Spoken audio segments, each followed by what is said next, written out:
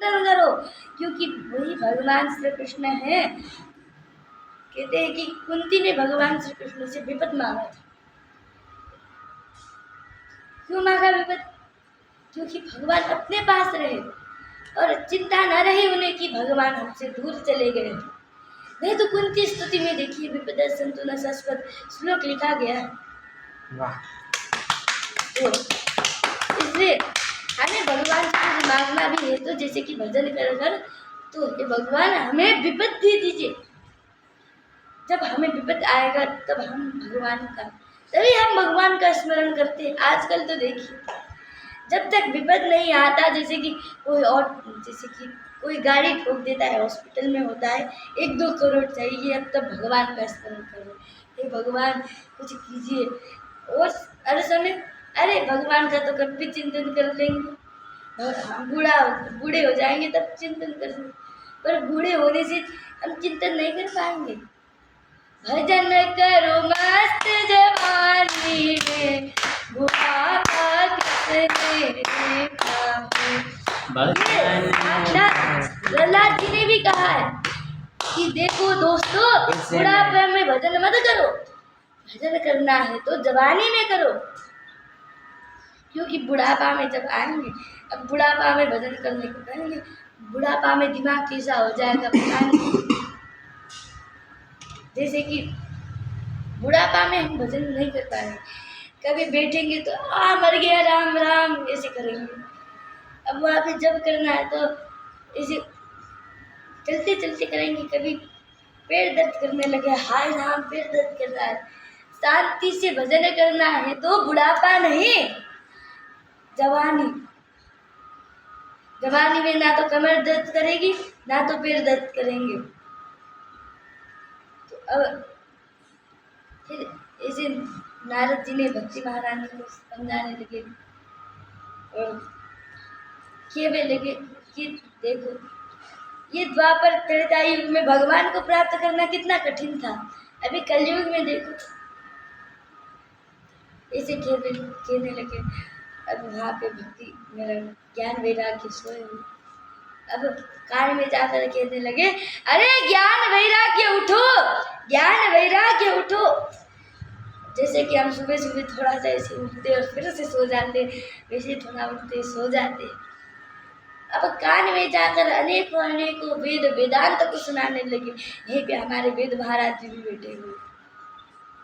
अब अनेक वेदांत सुनाने लगे, फिर भी थोड़ा सा उठ के सो जाते।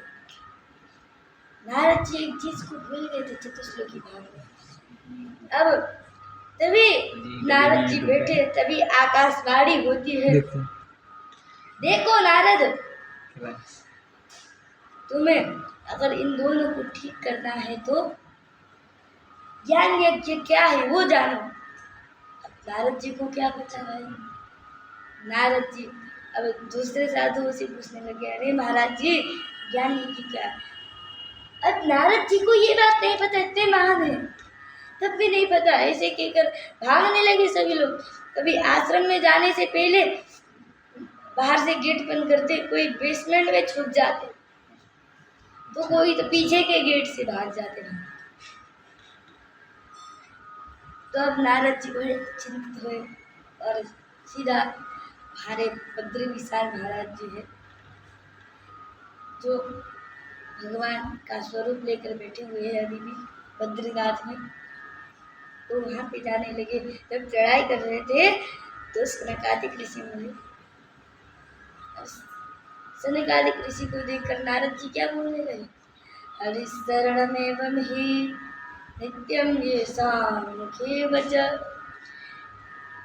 हे महाराज मैं धन्य हो गया, आज मैं आपके पास आया हूँ। अरे आप तो भगवान के बड़े भक्त हैं।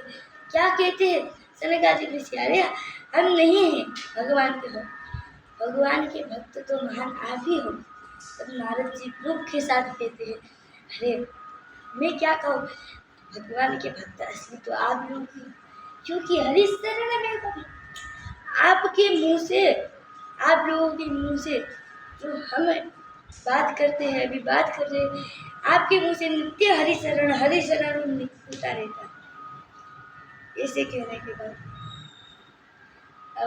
पूछताछ होने लगी, आप ऐसे क्यों आए? तो नारद जी की प्रश्न सुनकर उन्होंने कहा ऐसे ज्ञान वैराग्य मिले, ऐसे घूमने आया था।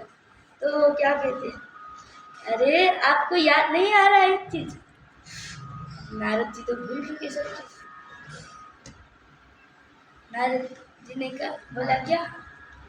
अरे जो ज्ञान भगवान ने आपको दिया, मतलब ब्रह्मा जी को दिया, और जो ज्ञान ब्रह्मा जी ने आपको दिया, और जो ज्ञान आपने साक्षात वेद व्यास जी को दिया, कौन सा ज्ञान? जोन से ज्ञान से ये ज्ञान होता है आम ही है, पानी पानी है, और दूध दूध क्या कहते हैं?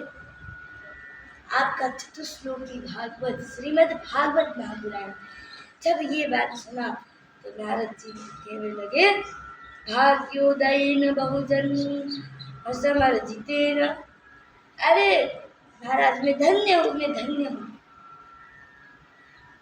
मेरे को ये ज्ञान याद नहीं आ रहा था, और ये ज्ञान आपने मेरे को याद दिलाया। मैं धन्य हूँ जो आप लोगों ने मेरे को ये सत्संग के बारे में सुनाया। अब ऐसे नारद जी कहने लगे। अब वहाँ पे उन्होंने कहा, चलो अब कथा का स्थापना करते हैं, महाज्ञान महायज्ञ का। उसके लिए अच्छी जगह भी चाहिए। चलो 72 किसान में अब वहाँ पे कैसे बिछाएंगे पंडाल? अब वहाँ पे बिछाएंगे भी तो बैठेंगे, कभी पत्थर चूक जाएगा, ना तो खाने की व्यवस्था, ना तो पीने की व्यवस्था। इससे अच्छा तो हरिद्वार ही करते हैं, जहाँ पे वन में कंदमूल फल लगा हुआ है, और जहाँ पे जमुना जल पीने का पूरा व्यवस्था है, और पांडल बिछाने का। चलो चलते हैं आनंद घाट में। तो सभी लोग आनंद घाट में गए और पांडाल बिछाई। अब उस वक्त जैसे कि अभी सोफा होता है, बड़ी बड़ी आसन होती है, आजकल के ज़माने में वो तो नहीं थी। अब ऐसे मिट्टी का ढेर बनाया, वहीं पे आसन बिछाया, और सनत कुमार जी को व्यास आसन में बिराजा, और सभी को नारद जी ने 10 मिनट में काट दे दिया। आजकल तो हमें 1-2 घंटा लगता है काट देने के लिए। किस को? भृगु ऋषि, अंगिरा ऋषि, सबको दिया। नव योगेश्वर है जो कबीर, हरि रंतरिक्ष प्रबुद्ध पिप्पलायन, आविर होत्रोर्थ द्रमिलस्तमसा परभाजन। ये सबको भगवान उनने सबको लेटर भेज दिया, लो भाई जल्दी आ जाना हरिद्वार।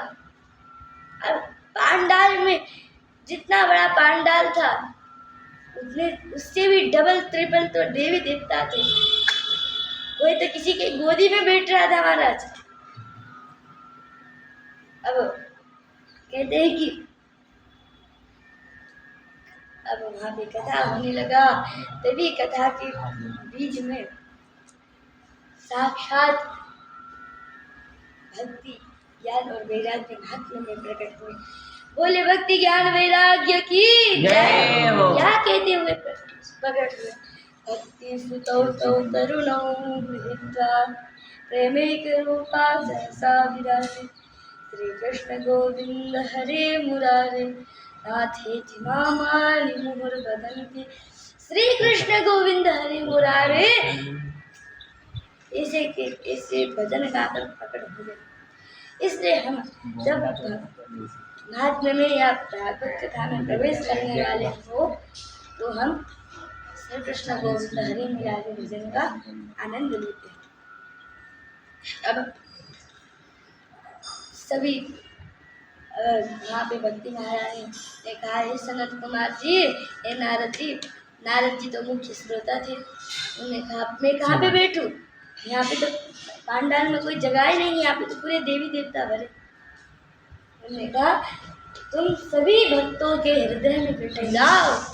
तभी ज्ञान वैराग्य से भी कहा, जाओ तुम भी हृदय में बैठो। और सभी भक्ति महारानी भक्तों के हृदय में बैठे, और हमारे भगवान श्री कृष्ण भी प्रकट हुए। बोले भगवान श्री कृष्ण की जय हो। जय हो। कैसे प्रकट हुए? त्रिभंगी ललित वनमाला धारण करे हुए।